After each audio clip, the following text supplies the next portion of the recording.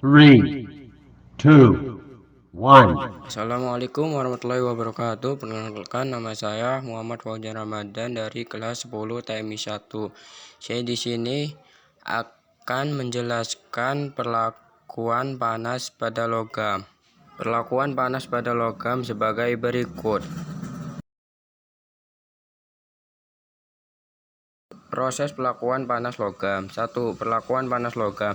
Proses pelakuan panas adalah suatu proses mengubah sifat logam dengan cara mengubah struktur mikro melalui proses pemanasan dan mengatur kecepatan pendinginan dengan atau tanpa merubah komposisi kimia logam yang bersangkutan. Tujuan proses pelakuan panas untuk menghasilkan sifat-sifat logam yang diinginkan. Perubahan sifat logam akibat proses perlakuan panas dapat mencakup keseluruhan bagian dari logam atau sebagian dari logam.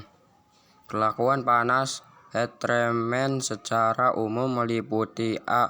Pemanasan sampai suhu dan kecepatan tertentu. B. Mempertahankan suhu untuk waktu tertentu sehingga temperaturnya merata antara permukaan dan inti.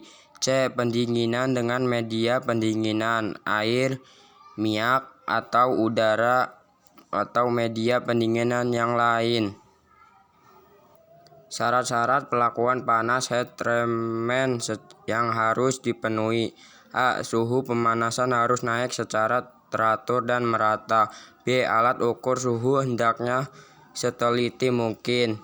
C. Laju pendinginan sesuai dengan jenis pelakuan panas yang dilakukan.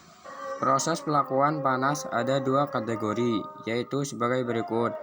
A. Softening pelunakan. Softening pelunakan adalah usaha untuk menurunkan sifat mekanik agar menjadi lunak dengan cara mendinginkan material yang sudah dipanaskan dalam tungku. Annealing atau mendinginkan dalam udara terbuka. Normalizing. B. Hardening pengerasan. Hardening pengerasan adalah usaha meningkatkan sifat material, terutama kekerasan yang tinggi dengan cara celup cepat quenching material yang sudah dipanaskan ke dalam suhu media quenching berupa air, garam, maupun oli. Bagian nomor 2. Faktor-faktor yang berpengaruh pada proses pelakuan panas. Ada beberapa faktor-faktor yang mempengaruhi proses pada heat treatment antara lain A. Densitas, B. Viskositas, C. Koefisien perpindahan panas, D. Perubahan suhu. Densitas. Semakin tinggi densitas suatu media pendingin, maka semakin cepat proses pendinginan oleh media pendingin. Viskositas. Semakin tinggi viskositas media pendingin, maka laju pendinginan semakin lambat. Viskositas adalah sebuah ukuran penolakan sebuah fluid terhadap perubahan bentuk di bawah tekanan geser.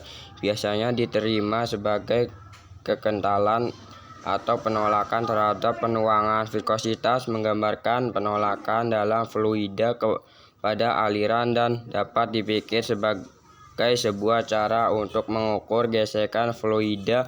Air memiliki viskositas rendah, sedangkan minyak sayur memiliki viskositas tinggi. Pengaruh viskositas dan densitas berdasarkan media pendingin. A. Air, garam. Air memiliki viskositas yang rendah sehingga nilai kekentalan cairan kurang, sehingga laju pendinginan cepat dan massa jenisnya lebih besar dibandingkan dengan media pendingin lainnya seperti air, solar, oli, udara, sehingga kecepatan media pendingin besar dan makin cepat laju pendinginannya. Nilai kekentalannya 25. B. Air. Air memiliki massa jenis yang besar tapi lebih kecil dari air garam. Kekentalannya rendah sama dengan air garam. Laju pendinginannya lebih lambat dari air garam sehingga kekentalannya 50. C. Oli. Oli memiliki nilai viskositas atau kekentalan yang tinggi dibandingkan dengan media pendingin lainnya dan massa jenis yang rendah sehingga laju pendinginan lambat. Nilai kekentalannya 5. Selanjutnya, koefisien perpindahan panas. Semakin tinggi koefisien perpindahan panas yang terjadi, maka panas yang mengalir pada benda kerja akan semakin besar pula, sehingga kecepatan pendinginan lebih besar. Perubahan suhu. Semakin kecil suhu pendingin udara, air, oli, dan garam, maka kecepatan pendinginan semakin cepat karena panas pada spesimen akan lebih cepat mengalir ke suhu media pendingin yang lebih kecil. Terima kasih yang sudah menonton. Apabila ada kesalahan, mohon maafnya. Assalamualaikum warahmatullahi wabarakatuh.